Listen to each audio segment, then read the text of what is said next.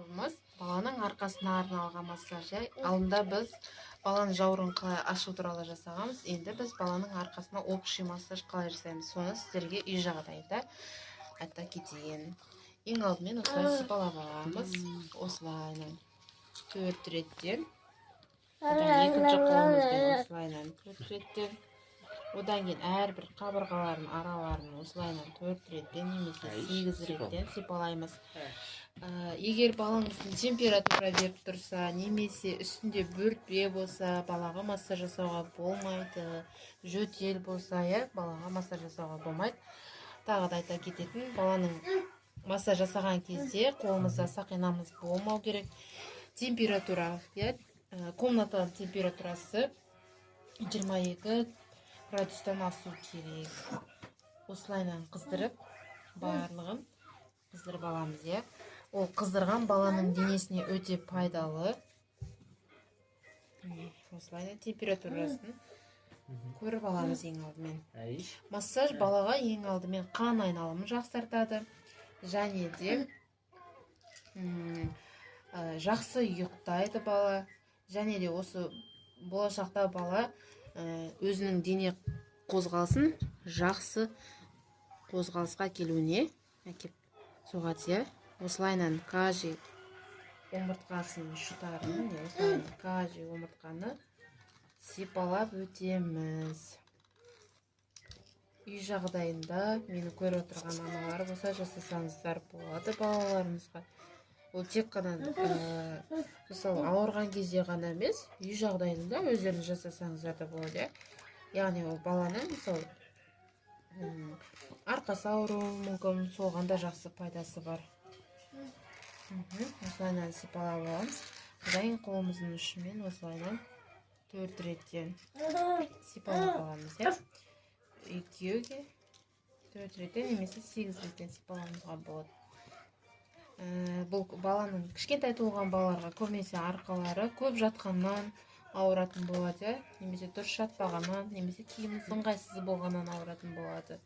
Осылайынан 4 реттен сипалаймыз. Мына жағында сол, екінші қолымызбен осылайынан 4 реттен сипалаймыз. Егер сұрақтарыңыз болса, астыға жазып, менімен бөлісіп отыруыңызға болады. Және де каналыма тіркеліп отырсаңыздар да болады, достар. Осылайынан сипалап аламыз. Дайын ақырын осылай вибрациямен баланың қолын қыздырып аламыз. 4 реттен немесе 8 реттен. Жаңа туған балалар, ол балаларға қолының жаттығуы тыртысып туылуы мүмкін. Сол балаларға ақырындап, егер мысалы қол осылайынан тыртысып ашылмайтын болса, оны бұлайына қатты ашпаймыз, ақырындап осылай ішкі жағынан осылайынан сыртының бәрін осылай ақырындап сипалап ашамыз. Осылайынан сипалап осылайынан сипалап аламыз. Одан қолымыздың ұшымен осылайынан 4 реттен айландырамыз. Осылай 4 реттен айландырамыз. Жалпы жаңадан туған балаларға жаңа айта кеттім, қолдары қатып туылуы мүмкін деп. Немесе мысалы қолдар бос балаларға осы жаттығу жасаймыз, общий массаж. Бірақ бұл жаттығу тез жасалатын болады. Себебі тонустарын, жұмсақ тонусты қатайтуымыз керек. Ал керісінше баланың қолы қатты болатын болса, оны ақырын сипаласақ, яғни баланың денесін біз жібітетін боламыз, яғни босанситын боламыз. Осылайынан жасайтын боламыз. Одан кейін қолымызды бүгіп ап, алдыңғы жаттығуларды айтқандай, осылайынан 8 реттен жасайтын боламыз. Осылайынан кішкентай балаларға осылайынан жасайтын боламыз.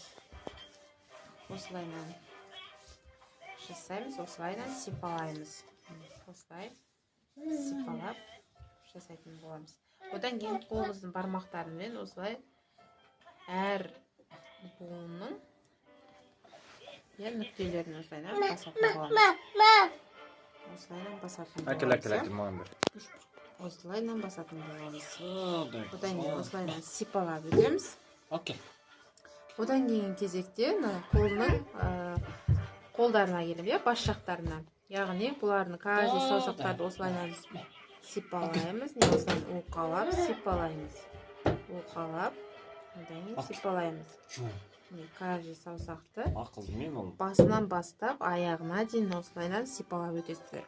Жаңадан туған балалар көбінесе қолын аша алмайтын болады. Және олар 2 айынан бастап қолын ұстап, ойыншық ұстаулары керек. Егер сондай балаларыңыз болса, үй жағдайында осылайынан қолын ашып алсаңыздар болады. Осылайынан одан кейін ақырындап ішкі жақтарына осылай ашып, мына былай қатты тыртысып тұратын балалар болады.